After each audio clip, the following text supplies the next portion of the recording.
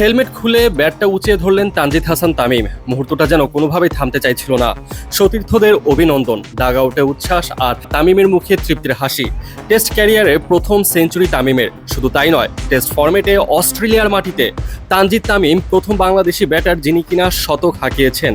শুধু এখানেই শেষ নয়, অস্ট্রেলিয়ার বিপক্ষে টেস্ট ফরম্যাটে যে কোনো মাঠে বাংলাদেশের হয়ে কোনো ব্যাটারের সেঞ্চুরি পেতে অপেক্ষা করতে হয়েছে ২০ বছর। সর্বশেষ ২০০৬ সালে ফতুল্লায় অস্ট্রেলিয়ার বিপক্ষে ১৩৮ রানের দুর্দান্ত ইনিংস খেলেছিলেন শাহরিয়ার নাফিস।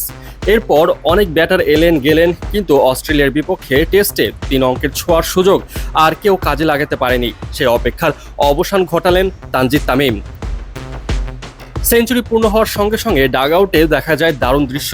উঠে দাঁড়িয়ে তানজিদকে অভিনন্দন জানান সতীর্থ ও কোচিং স্টাফরা। মাঠে তখন একদিকে তানজিদের উদযাপন, অন্যদিকে বাংলাদেশের ড্রেসিং রুমের স্বস্তি ও আনন্দ। অথচ এই তানজিদের টেস্ট ক্যারিয়ার শুরু হয়েছিল খুব সাধারণভাবেই।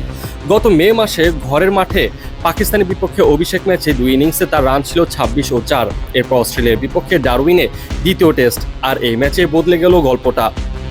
অস্ট্রেলিয়ার বিপক্ষে প্রথমে পেলেন ক্যারিয়ারের প্রথম 50, তারপর সেটাকে টেনে নিয়ে গেলেন আরও অনেক দূর। সেঞ্চুরির পথে একের পর এক গুরুত্বপূর্ণ জুটি গড়েছেন তানজিদ। সাদমান ইসলামের সঙ্গে উদ্বোধনী জুটিতে ৩৬ রান, এরপর মমিনুল হকের সঙ্গে ১০২ এবং নাজমুল হোসেন শান্তর সঙ্গে ৯৩ রানের জুটি বাংলাদেশকে এগিয়ে দেয়। শেষ পর্যন্ত ১৯৭ বল মোকাবেলা করে ৮টি ৪ ও ১ ছক্কায় ১০১ রান করেন তানজিদ। এই যাত্রায় দুইবার জীবনও পেয়েছিলেন তিনি, ০ ও ২৬ রানে। তবে সেঞ্চুরি করার পর বেশিক্ষণ থাকা হয়নি তামিমের। লাথান লায়নের বলে লং অফের উপর দিয়ে বড় শট খেলতে গিয়ে টাইমিংয়ে গরমিল করেন। সামনে এগিয়ে আসা মিচেল স্টার্কের হাতে ধরা পড়েন তিনি। ভেঙে যায় শান্তর সঙ্গে ১৯৭ বলে ৯৩ রানের জুটি।